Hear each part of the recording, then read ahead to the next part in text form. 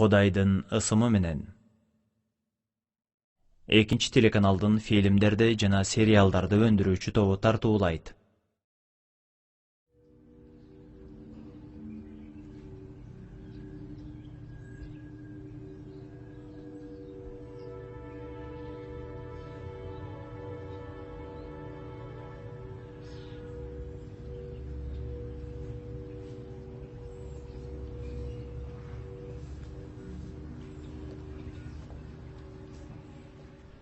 Бекзат,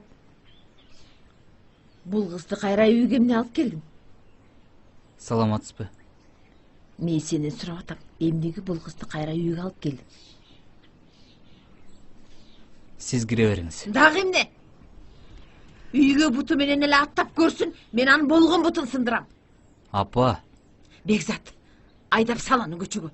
Болбосо сен шермендеңди чыгарам. Сүйүңдү эсиңден чыгара тургандай кылып, уктуңбу? Ал сен үй бүлөңдү бусту. Рана сизге чалып дагы эмнелерди айтты? Рананын атына табай эле койчу, сен ага татыктуу эмессиң. Үй бүлөнү бузган, түн ичинде эмне кылып жүргөнү белгисиз адамга өзүнүн жүрөгүн, өзүнүн динин берген адам эч качан Ранага татыктуу эмес.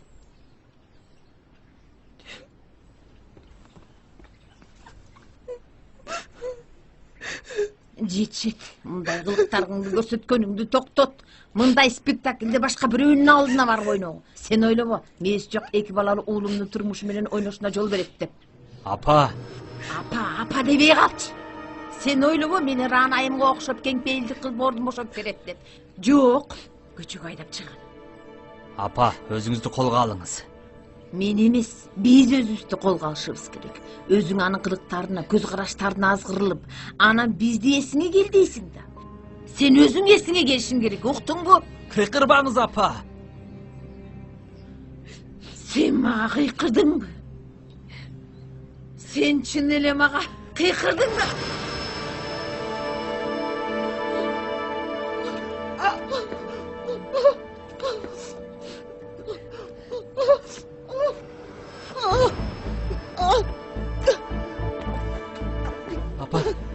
Апа, сизге эмне болду? Өзүңүздү начар сезип жатасызбы? Апа! Барыңыз, дарысын алып келиңиз. Ашканада.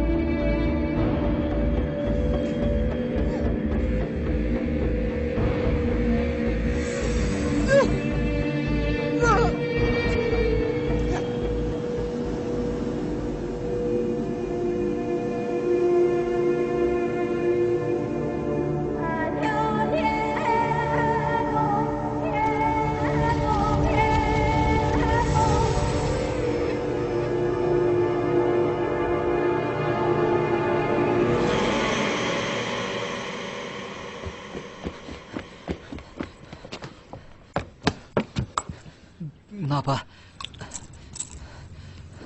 дарыңызды ичип алыңызчы.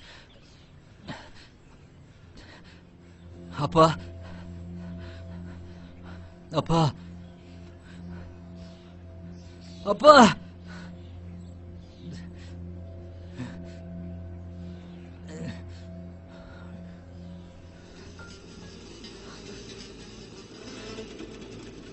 Периште.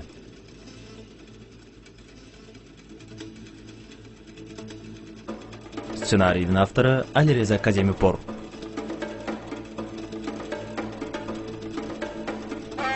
Хасан Джохарчи, Мариям Кавьяни, Бахаре Афшар, Мортеза Зарраби, Реза Таваколи, Фатиме Голами, Илья Шахидифар, Soraya Gasemi. Koyğun suratçı Muhammad Ganjali. Kostümer Nazi Portavzade. Grimör Navid Farahmarzi. Programmist Mehdi Ngapani. Rejissörün yardımcısı Akbar Nasiri. Ssenariy boyunca rejissörün yardımcısı Arzu Nikpur. Atayın effektler boyunca adis Mohsen Urzbekhani. Vizualdıq effektler boyunca adis Amir Reza Motamedi. Titrler Sasan Tavakolli Farsani. Suratçı Muhammad Fogani. Kompozitor Arya Azimenijat.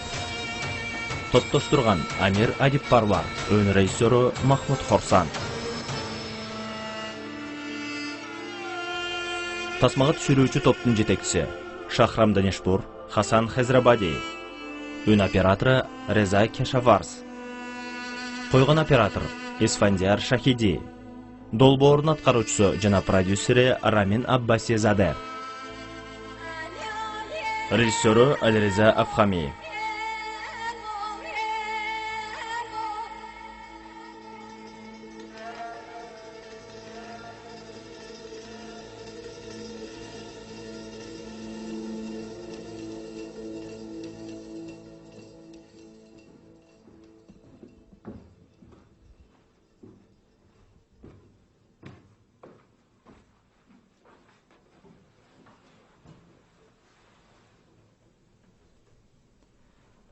Эмнеге кийинип алдыңар? Биз дагы силер менен барабыз ата. Кереги жок. Силер жерге койгондо жана 3 күндүгүндө барбадыңар беле? Ата, биз дагы баргыбыз келип жатат. Биз чоң энемдин баардык өткөрүлгөн чараларында катышкыбыз келет. Мен кереги жок дедим. Сөзүңүздөргө кийлигишип атат дебеңиз. Бирок эмнеге эрчиткиңиз келбей атат? Анткени өткөнкүдөй апасын көрүп, дагы жармашып алышат. Суранам, эрчитип алыңызчы. Суранбай эле коюңуз. Сизге таптакыр тиешеси жок. Оройлонбо Саха. Ата, бизди да ала барыңызчы. Сөз беребиз, апам менен сүйлөшпөйбүз. Мен жок дедим го, токтот Саха.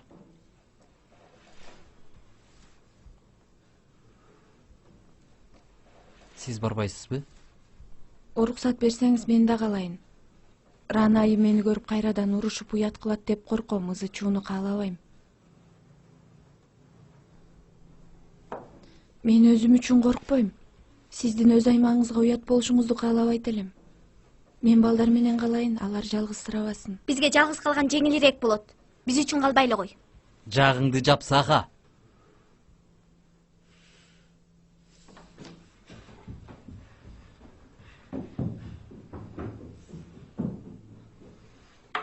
Жакшы калгыла.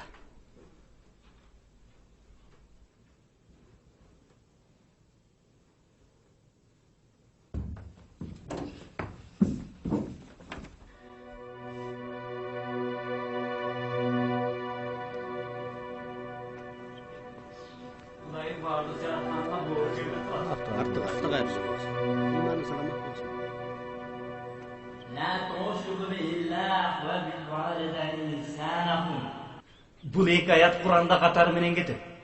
Биринчи аят. Бұл Құдайдың адамдарға болған ең чоң бұйрығы. Ла тошрику биллах. Құдайдан шек санабагыл. Екінші аят.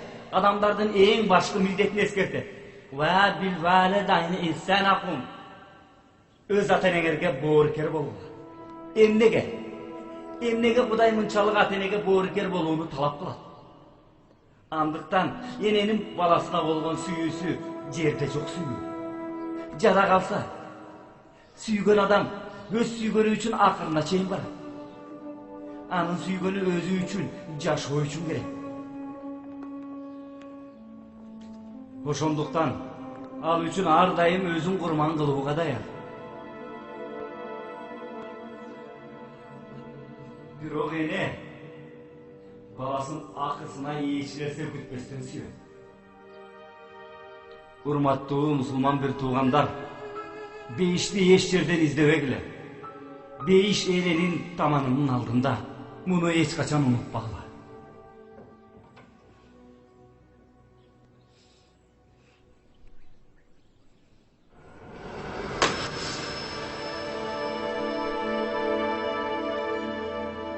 Эже, сага эмне болду?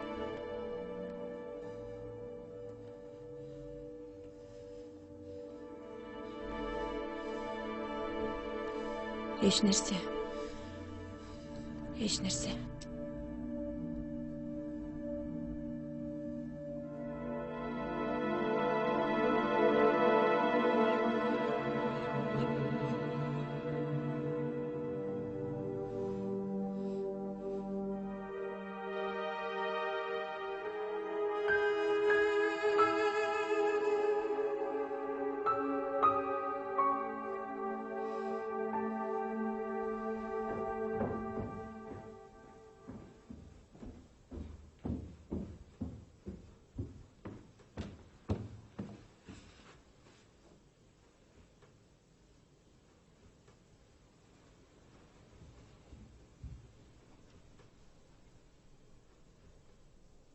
Эже, Сахар айтты го, чоң энем сиздин айыңыздан өлдү деп. Бул чынбы?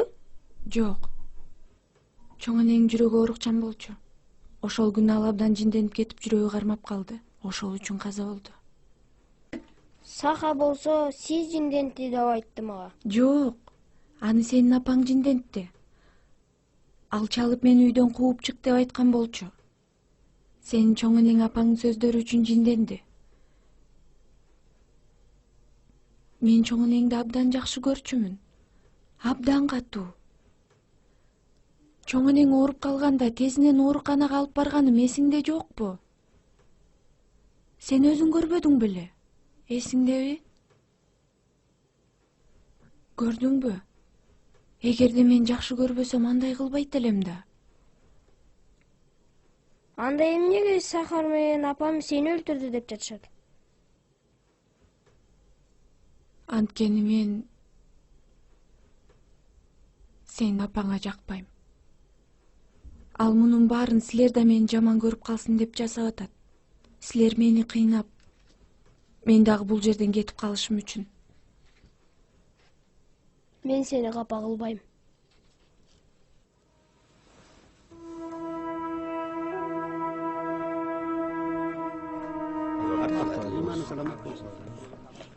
Арты кайрылуу болсун.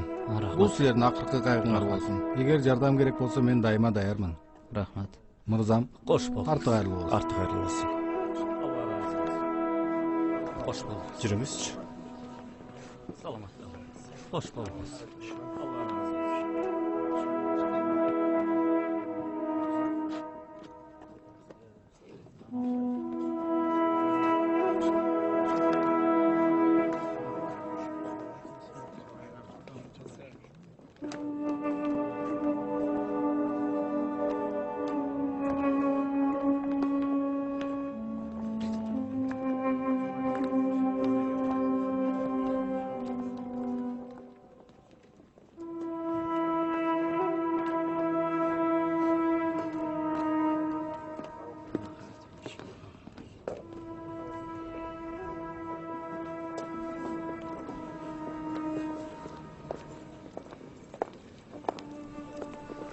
Жүрөйгү.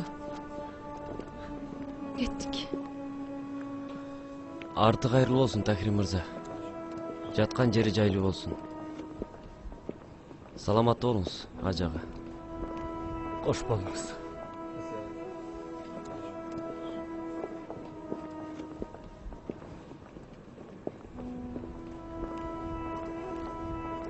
Жүрү кеттик. Кеттик. Ранажан, кетип атасыңбы? Ооба, Наргизжан, кечир мени. Кудай өзү кечирсин. Ыйманы жолдош болсун. Рахмат. Арты кайрылуу болсун. Рахмат. Баарысы жакшы болот. Кош бол.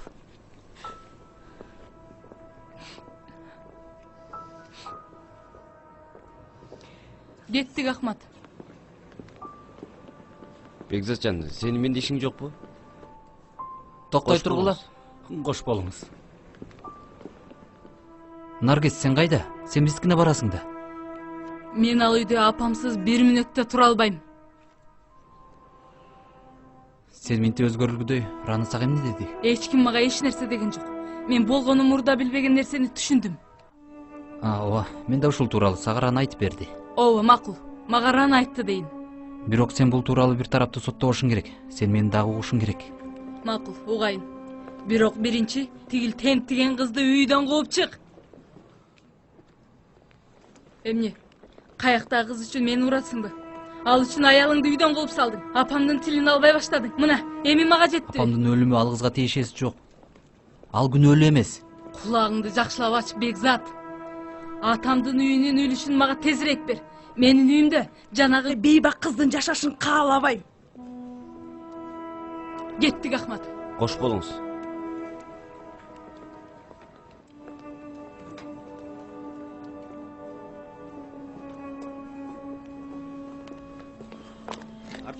Кош болуңуздар. Саламатта болуңуздар. Алла разы болсун. Алла разы болсун. Бекзатжан, бир-эки сөзгө ичкери киреличи. Жүрү. Кечиресиз. Эч нерсемиз.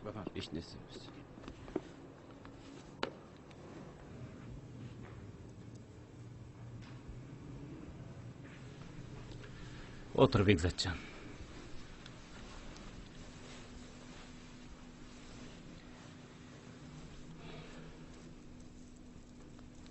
Бекзат, ата-эненин акыркы керезин аткаруу бул милдет. Эми апаң аркы дүйнөгө сапар алгандан кийин анын керезин аткарбай коюу туура эмес болуп калат го. Маркум апаңдын арбагы үчүн аялыңды үйгө кайтар. Бул ызы чуу токтомойун, апаңдын жаны тынч албайт. Ишенип кой, Бекзатжан, апаңдын жаны тынч албайт. Макул, ажы. Мен ойлонуп көрөм. Бирок мага бир нече күн керек. Бир нече күндөн кийин кеч болуп калат, Бекзат. Азыр эле сенин артыңдан ушунча сөздөр айтылып атат. Бул жердеги жашоочулар апаңдын инфаркт алып каза болгонуна тегиз күнөөлүү деп жатышат. Ким айтса да адашып атат, ажы. Периштайым буга эч кандай күнөөлүү эмес. Тескерисинче башкы күнөөкөр Ранайым.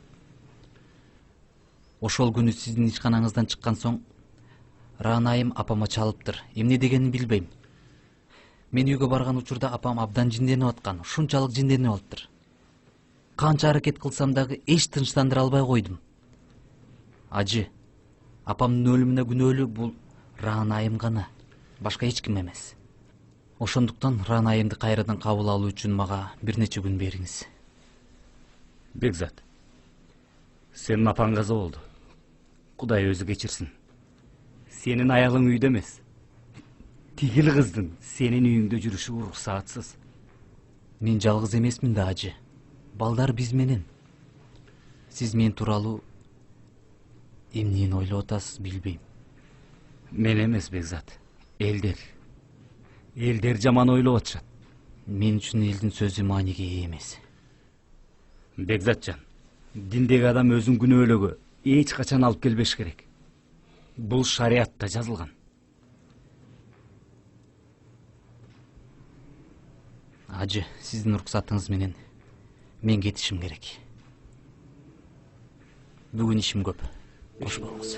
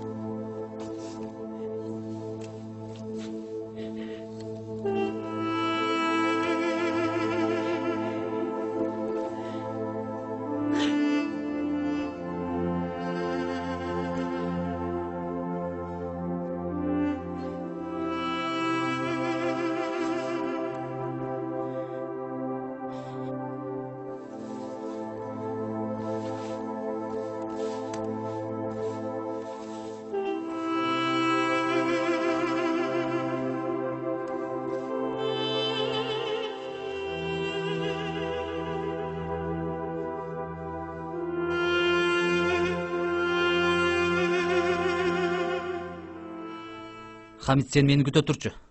Сен Наргиз эжеңдин сөздөрүн уктуң да. Эми мага да өз сөзүмдү айтууга мүмкүнчүлүк бер. Эч нерсе айтуунун кереги жок, Бекзат. Сенин жеке жашооңдун мага тиешеси жок. Ранайым менен ажырашам десең да, мен кийлигишпейм. Муну мага тиешеси жок. Бирок сенден суранам. Тигил кызды үйдөн кууп сал.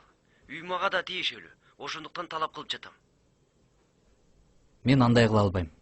Андай кыла албайм, Хамит. Эми андай кыла албайм, түшүнүп атасыңбы? Укчу мени, Бекзат ага. Тигил кыз апамдын өлүмүнө күнөөлүү деп эсептейм. Ал үйдөн кетиши керек. Эгерде куя албасаң, үйдү сатып биздин мурасын үлүшүн бер да ошол кыз менен кет. Иш мындай экен да. Сен өз үлүшүңдү каалап атасың. Каалагандай ойлон. Эмнеси болсо да ал үйдө калгың келсе, тиги кызды кууп чык. Тезинен. Алло. Алло.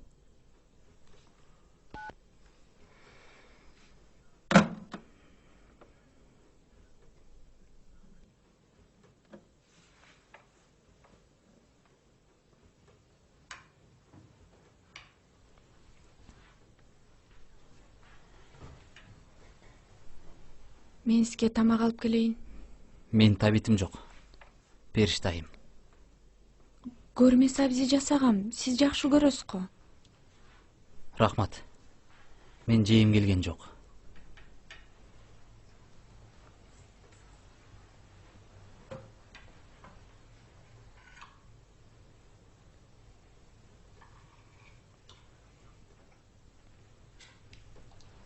Саха кайда? Чоң эненин бөлмөсүндө. 2 күндөн бери эч нерсе жебей атат. Мени менен эч сүйлөшпөйт.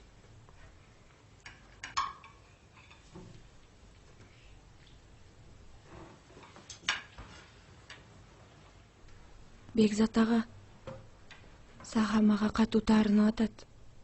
Үстүнө барганда мен тууралуу жаман сөздөрдү айтса, аны урушпаңыз.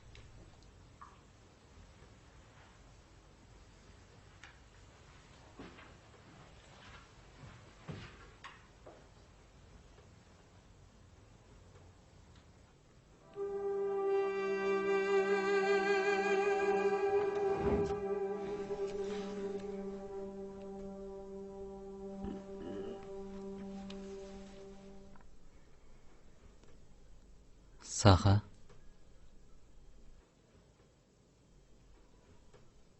Саха айым. Саламатсызбы? Эмнеге бул жакта уктап атасың? Турулдыйга баралы, тамактанып ал. Ал жасаган тамакты мен жебейм.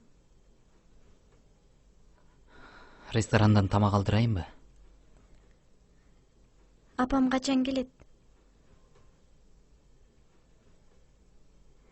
Билбейм. Периште качан кетет?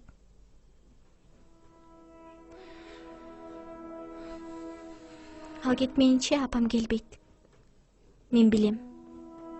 Ал мага өзү ошентип айткан. Кулагыңды жакшылап туруп менин айтканымды ук, Саха. Периштайым жакында бул жерден кетпейт.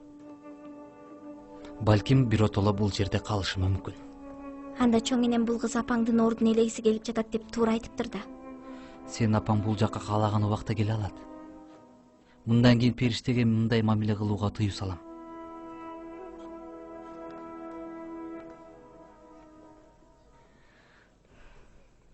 Мен аны жек көрөм. Мен анын өлүмүн тилеймин. Курсагың ачканда ылдый түшүп тамак ич.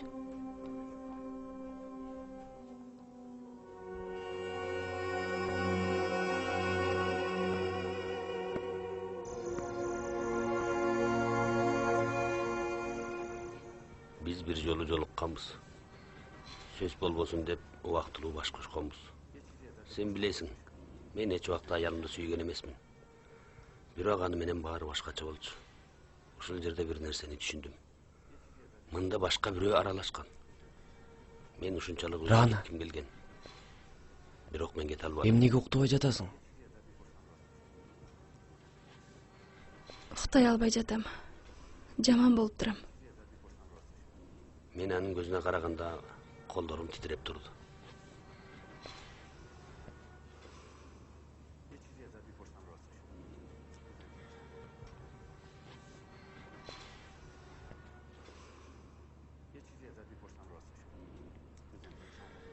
Кайгыра бериштин кереги жок.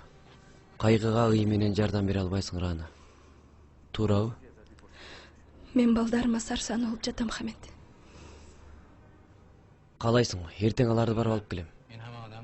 Бекзат уруксат бербейт. Аракет кылып эле көрсүн. Аракет эле кылып көрсүн. Ушундай сабап салам ордунан тура албай калат.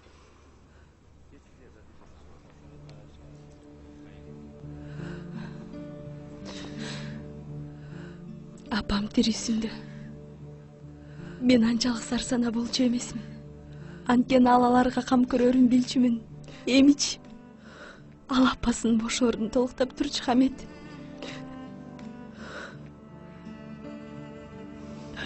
Азыр мен өзүмдү чындап жетимсиз атам.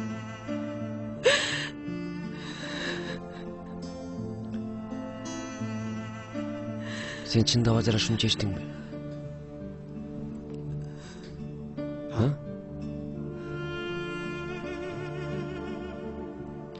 Ооба. Анда кандай болбосун балдардын уруксатын алуу керек. Анткени сен аларсыз бир да күн жашай албайсың.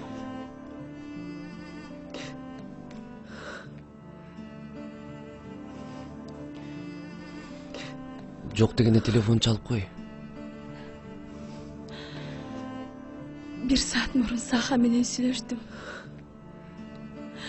Менин кызым ушундай катуу ыйлагандан үнү да бүтүп калыптыр.